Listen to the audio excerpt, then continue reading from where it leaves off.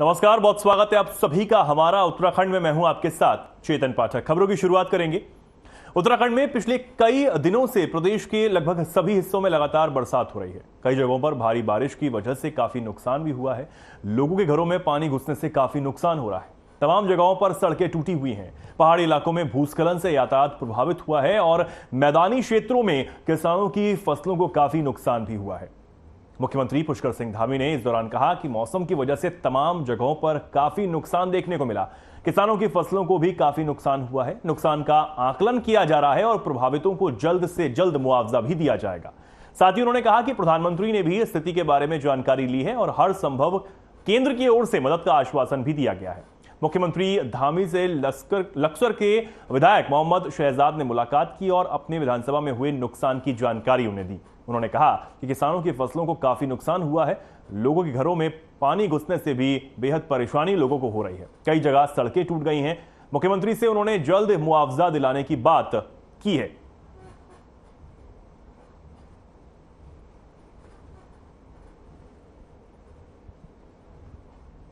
उस दीप के प्रकाश को हम बहुत सारे स्थान है, हरिद्वार में जल भराव हुआ है, अन्य स्थानों पर भी जल भराव हुआ है और जो लक्सर का क्षेत्र है, रायसी का क्षेत्र है, बाणगंगा से और उस क्षेत्र में काफ़ी जगह पर नुकसान हुआ है। उसका सभी का आकलन कर रहे हैं। माननीय प्रधानमंत्री जी ने भी अभी यहाँ के बारे में सारी जानकारी प्राप्त की है। किसानों को कितना नुकसान हुआ है, आम जन को कितना नुकसान हुआ है और साथ ही जो चारधाम यात्रा, कांवड़ यात्रा में किस प्रकार से चुनौती पैदा हो रही है, उन सबकी मैंने जानकारी आदरणीय प्रधानमंत्री जी को दी। लक्सर ब्लॉक, लक्सर विधानसभा में हालत बहुत खराब है। जो सोलानी नदी है उसमें विकास नगर तक का पानी आता, डैम का पानी आने के कारण जितने रेलवे के सिंचाई विभाग के तटबंध थे सोलानी के, सभी टूटे हैं और आज कोई भी गांव ऐसा नहीं जिसके घरों में पानी ना हो। जो मार्केट है लक्सर के, उसमें 6 फीट पानी है। रेल भी बंद है, ट्रेन बंद है, सब कुछ बंद है। स्वागत हमारे महानुभावों का आज के महिला सशक्तिकरण एवं बाल विकास मंत्री रेखा आर्य ने विभागीय अधिकारियों के साथ समीक्षा बैठक की। इसमें सभी जिलों के जिला कार्यक्रम अधिकारी वीडियो कॉन्फ्रेंसिंग के माध्यम से सम्मिलित हुए। बैठक में विभाग द्वारा संचालित योजनाओं की समीक्षा की गई। मंत्री रेखा आर्य ने सभी जिला कार्यक्रम अधिकारियों से जिलों में आंगनबाड़ी केंद्रों की स्थापना, आंगनबाड़ी सहायिका से आंगनबाड़ी कार्यकर्त्री के भरे गए पदों के संबंध में चर्चा की। इसके अलावा प्री स्कूल एवं मेडिसिन किट वितरण, आंगनबाड़ी केंद्र संचालन की स्थिति, मॉडल आंगनबाड़ी केंद्र की स्थिति और विभागीय द्वारा संचालित योजनाओं के संबंध में विस्तृत जानकारी प्राप्त की गई और आवश्यक दिशा निर्देश भी दिए गए।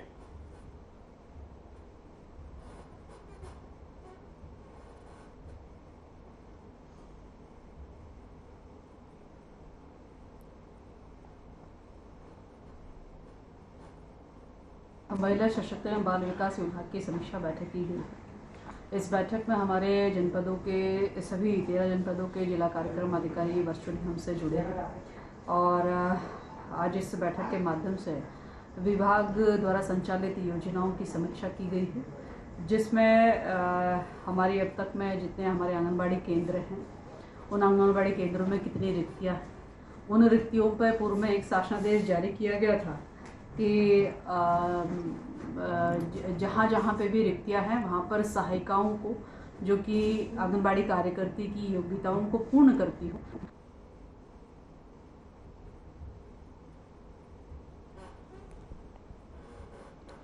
तो बाल विकास मंत्री रेखा आर्य ने ये खास समीक्षा बैठक की। तमाम अधिकारी वीडियो कॉन्फ्रेंसिंग के माध्यम से इस बैठक में जुड़े और तमाम निर्देश भी मंत्री रेखा आर्य ने अधिकारियों को दिए।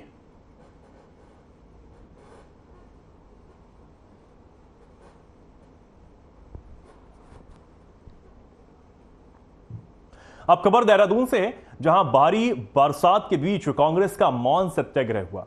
इसकी अध्यक्षता कांग्रेस प्रदेश अध्यक्ष ने की। कांग्रेस पूर्व राष्ट्रीय अध्यक्ष राहुल गांधी के ऊपर अनर्गल आरोप और दमनकारी फैसले से दुखी होकर आज देशव्यापी मौन सत्याग्रह कांग्रेस ने किया। उत्तराखंड कांग्रेस द्वारा देहरादून के गांधी पार्क में राहुल गांधी के समर्थन में मौन धरना प्रदर्शन किया गया। धरने में भारी बारिश के बावजूद अध्यक्ष करण माहरा, नेता प्रतिपक्ष यशपाल आर्य, केंद्रीय पर्यवेक्षण दीपिका पांडे पूर्व राज्यसभा सांसद प्रदीप टमटा, विधायक हरीश धामी और आदि शामिल हुए।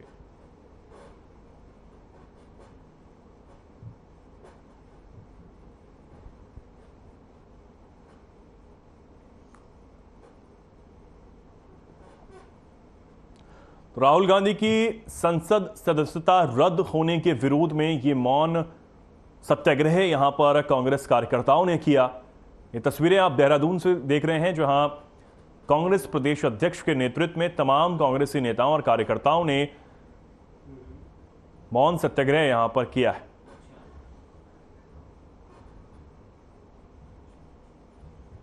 प्रदेश में बीते 25 जून से मानसून की शुरुआत हो गई और तब से ही बारिश का दौर रुक रुक कर जारी है। पिछले 5 दिनों से उत्तराखंड के पहाड़ी और मैदानी इलाकों में भारी बरसात हो रही है, इसके चलते लोगों का जीना मुहाल हो गया है। वहीं रानीखेत में भी आपदा को लेकर प्रशासन पूरी तरह से अलर्ट मोड पर है।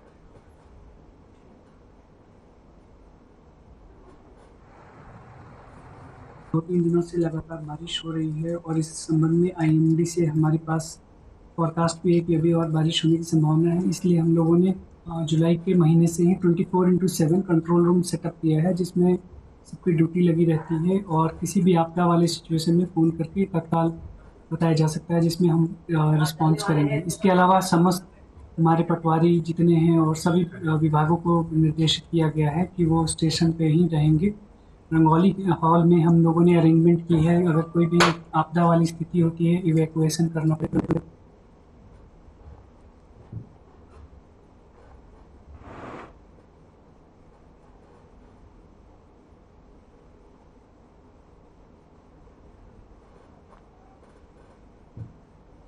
जनपद के विभिन्न क्षेत्रों में धान रोपाई का काम जोर शोर से चल रहा है। बिलौना में धान की रोपाई कर रही महिलाओं के साथ जिलाधिकारी अनुराधा पाल ने भी हुड़किया बॉल के साथ धान की रोपाई की। इस दौरान जिलाधिकारी को अपने बीच पाकर महिलाएं काफी खुश नजर आईं। हुड़किया बॉल के साथ धान की रोपाई उत्तराखंड की एक पुरानी परंपरा है। जनपद की कुछ जगहों पर आज भी इसका निर्वहन किया जा रहा है। तो वहीं जिलाधिकारी ने हुड़किया बोल के साथ धान की रोपाई को अपना पहला अनुभव बताते हुए इसे आनंदित करने वाली संस्कृति बताया।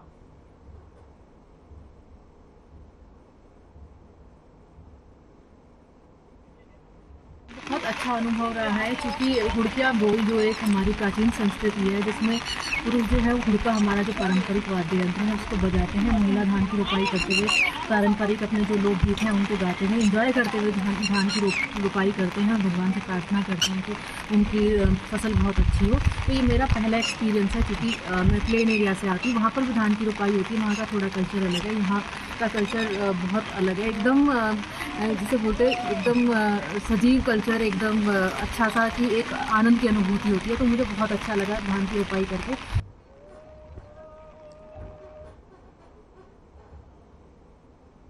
बीजेपी प्रदेश मंत्री विकास शर्मा ने गंगापुर रोड स्थित फुलसुंगी वार्ड नंबर 16 वार्ड और 1 में भारी बरसात के कारण हुए जलभराव का स्थानीय व्यापारियों और किसानों के साथ मिलकर निरीक्षण किया। स्थानीय लोगों ने प्रदेश मंत्री विकास शर्मा को जलभराव से हो रहे नुकसान और समस्याओं की जानकारी दी। विकास शर्मा ने तत्काल पटवारी जगदीश डिगरी, सिंचाई विभाग और नगर निगम के अधिकारियों को जानकारी देकर मौके पर बुलाया। उन्होंने जलभराव की स्थिति का जायजा लेने और समस्या से निजात दिलाने को कहा है।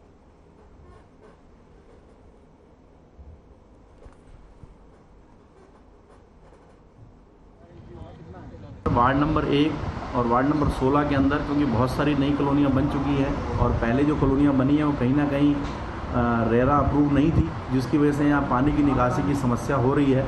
और अभी वार्ड नंबर 1 की वनखंडी कॉलोनी और फुलसुंगी क्षेत्र का काफ़ी सारा पानी, यहाँ जो हमारे किसान हैं पंकज कटारिया जी के खेत में काफ़ी पानी इकट्ठा हो गया है, जिसकी वजह से कॉलोनी के लोगों को निकलना भी दुर्भर हो गया है।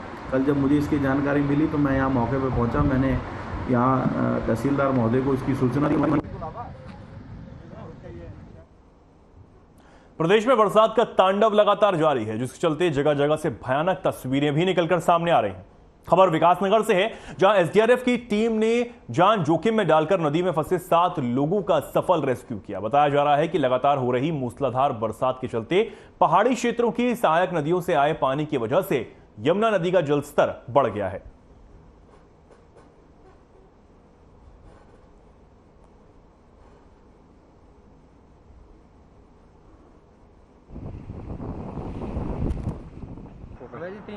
में फंसे हुए।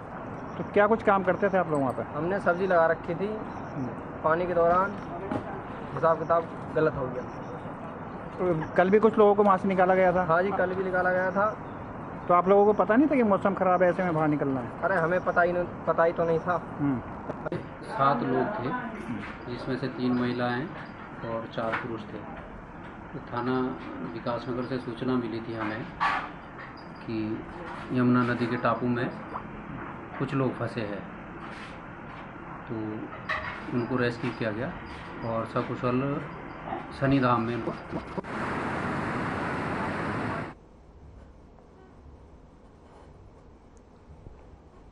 नदी में फंसे 7 लोगों को यहां टीम ने रेस्क्यू किया है। लगातार भारी बरसात से जनजीवन अस्त व्यस्त हो गया है और इस बीच बाढ़ का तांडव भी यहां लगातार जारी है। अचानक नदी में यहां 7 लोग फंस गए, जिनको एसडीआरएफ की टीम ने तुरंत रेस्क्यू किया और सुरक्षित स्थान पर उनको ले जाया गया। तस्वीरें आप विकासनगर की देख रहे हैं, जहां बरसात का तांडव लगातार जारी है। नदी में 7 लोग अचानक से फंस गए, जिनको एसडीआरएफ की टीम ने रेस्क्यू किया। अपनी जान जोखिम में डालकर ये रेस्क्यू ऑपरेशन यहां पर किया गया और सभी 7 लोगों को सुरक्षित वहां से निकाला गया और उनकी जान बचाई गई।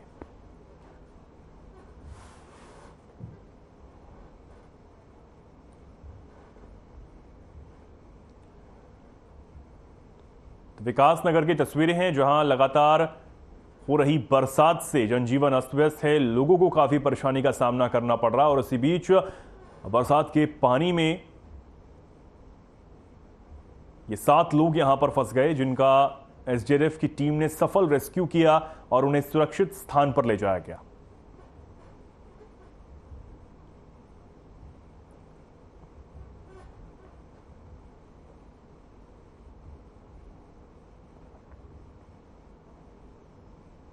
प्रदेश में बारिश का कहर लगातार जारी है। यहां पूर्वी नयार नदियां अपने उफान पर बह रही हैं। जगह जगह में खौफनाक तस्वीरें दिल को दहला रही हैं। ताजा तस्वीर चौबट्टा खाल विधानसभा के बीरों खाल के गांव कुड़जोली का है। यहां जयपाल सिंह नाम के व्यक्ति का मकान देखते ही देखते तिनके की तरह नदी में समा गया। गनीमत रही कि बारिश के डर से पूरा परिवार घर से बाहर पहले ही आ गया था, वरना इस परिवार के साथ बड़ी घटना भी हो सकती थी।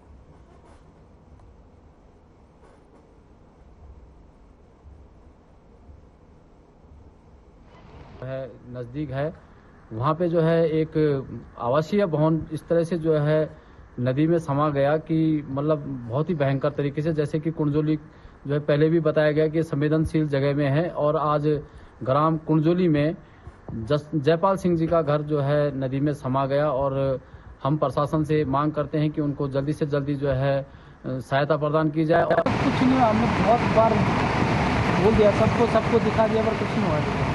तो प्रशासन को आपने कुछ नहीं, प्रशासन को आपने अपनी तरफ से सूचना दी होगी? हाँ जी, हाँ जी। तो प्रशासन की तरफ से कोई कार्रवाई हुई अभी तक? कुछ नहीं हुआ।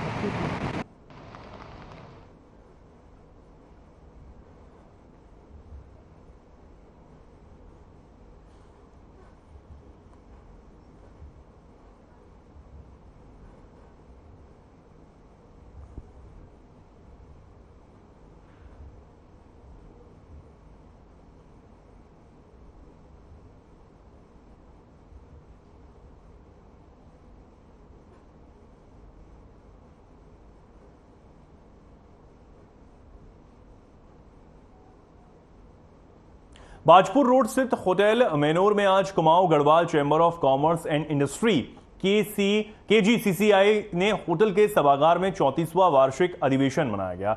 इस अवसर पर नवनियुक्त KGCCI के अध्यक्ष अशोक बंसल ने प्रेस वार्ता करते हुए कहा कि हमारे उत्तराखंड में इंफ्रास्ट्रक्चर का काफी अभाव है। हमारी प्राथमिकता यही रहेगी कि हम अपनी प्रदेश सरकार से इंफ्रास्ट्रक्चर जैसे रोड कनेक्टिविटी, रेलवे कनेक्टिविटी और एयर कनेक्टिविटी, इन सबको प्राथमिकता देनी होगी, क्योंकि बिना इन सबके हम मार्केट में व्यवसाय नहीं कर सकते। और हम सरकार जो निर्यात बढ़ाना चाहती है, नई मैनेजमेंट कमेटी आई है, मैं उसका स्वागत करता हूं।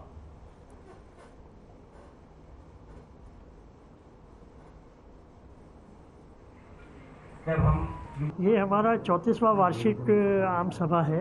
इसके लिए इसमें हमारा इलेक्शन की जो रिपोर्ट होती है वो सर प्रेजेंट की जाती है।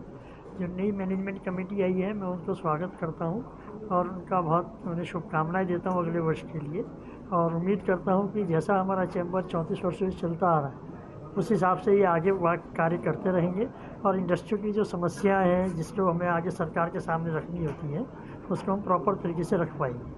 उत्तराखंड में हमारे कुमाऊं क्षेत्र में इंफ्रास्ट्रक्चर का काफ़ी अभाव है। हमारी प्राथमिकता रहेगी कि हम अपने प्रदेश सरकार से यहाँ पे इंफ्रास्ट्रक्चर में जैसे रोड कनेक्टिविटी है, रेलवे कनेक्टिविटी है या एयर कनेक्टिविटी है, इन सबको हम स्ट्रेंथन करें। अगर बिना इनको स्ट्रेंथन किए हम डोमेस्टिक मार्केट में भी अपने व्यवसाय नहीं कर सकते और हम निर्यात जो बढ़ाना चाहती है सरकार हमारी, प्रधानमंत्री मोदी जी के द्वारा भी निर्यात संवर्धन के लिए विशेष जोर दिया जा रहा है। रेवेन्यू पॉइंट ऑफ व्यू से एप्पल उसकी अपनी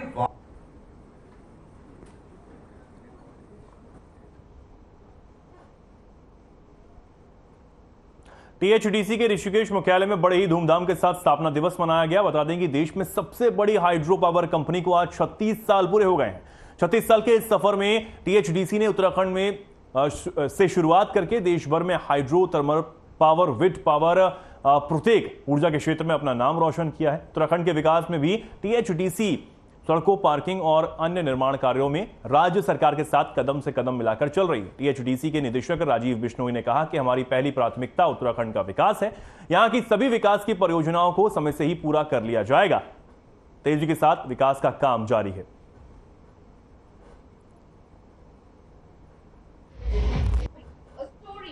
ये एक बहुत बड़ा पड़ाव है किसी भी संस्था के जीवन काल में, क्योंकि 35 साल पूरे करना और सफल तरह से पूरे करना, और इतने एक छोटी जहाँ पे कुछ भी नहीं था और आज इतनी बड़ी संस्था के रूप में हमने अपने आप को स्थापित कर दिया है देश में कि हमारी जो गिनती है वो अग्रणी संस्थाओं में होती है। तो ये एक बहुत संतोष देता है और हमारा जो पूरा टीएचडीसी परिवार है उसको इस चीज़ का एहसास करके गदगद है।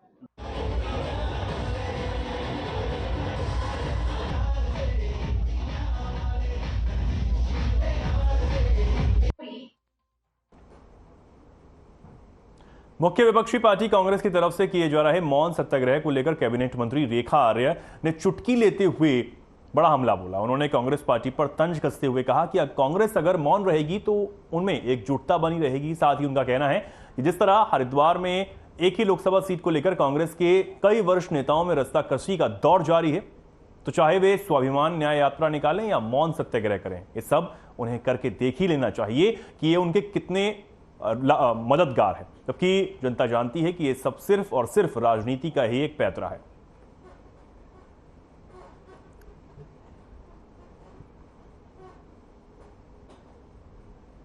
कांग्रेस की चाहे वो मौन रहने का संकल्प हो, जनता तो कब से कह रही है कि आप मौन रहिए और वो मौन रहने का संकल्प ले रहे हैं। अच्छी बात है, आने वाले समय के लिए भी वो स्वयं में ये निर्णय कर रहे हैं तो जनता को कहने की आवश्यकता नहीं पड़ेगी। वो मौन रहेंगे तो मुझे लगता है कि उनकी पार्टी ज़्यादा एकजुट रहेगी। वो जितना बोलेंगे तो मुझे लगता है कि जैसा हरिद्वार में हमको द्वंद्व देखने को मिल रहा है, हरिद्वार में कितने बड़े दिग्गज लोग आपस में एक सीट के लिए किस तरीके से युद्ध करते हुए हमें दिख रहे हैं, वाक युद्ध है या मौन युद्ध है, वो हमको दिखाई पड़ रहा है।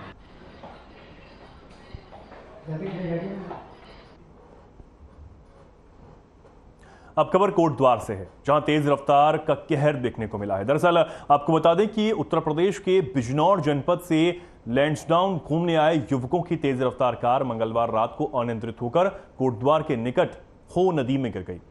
NH 534 पर कोटद्वार दुगड्डा के बीच लाल पुल के पास हुई इस दुर्घटना में एक युवक की मौत हो गई है, जबकि 3 लापता बताए जा रहे हैं और 2 युवकों को SDRF और स्थानीय पुलिस द्वारा बचा लिया गया है। SDM प्रमोद कुमार ने बताया कि दुर्घटना में लापता हुए एक युवक का शव बुधवार को बरामद किया गया है, जबकि 3 अन्य की तलाश जारी है।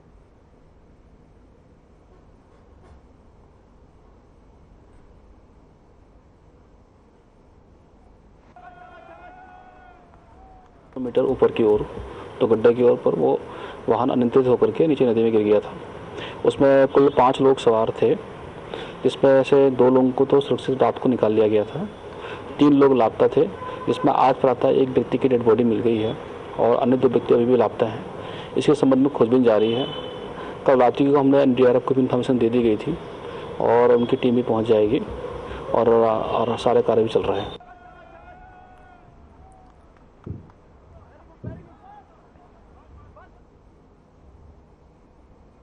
अब खबर जनपद उधम सिंह नगर के जसपुर कोतवाली क्षेत्र के वीरपुरी गांव से है, जहां एक महिला की संदिग्ध परिस्थितियों में मौत हो गई। सूचना पर पहुंची पुलिस ने शव को अपने कब्जे में लेकर पंचनामा भरकर पोस्टमार्टम के लिए भेज दिया है। आपको बता दें कि जनपद बिजनौर के थाना रेहड़ के गांव अटारियोवाला गांव निवासी सरिता देवी की शादी जसपुर के वीरपुर गांव निवासी कोमल सिंह के साथ हुई थी। आज सुबह महिला की संदिग्ध परिस्थितियों में मौत हो गई और इसकी सूचना पर पहुंची पुलिस ने शव को कब्जे में लेकर पोस्टमार्टम के लिए भेज दिया। वहीं मृतक महिला के परिजनों ने ससुराल पक्ष पर हत्या करने का आरोप लगाया है।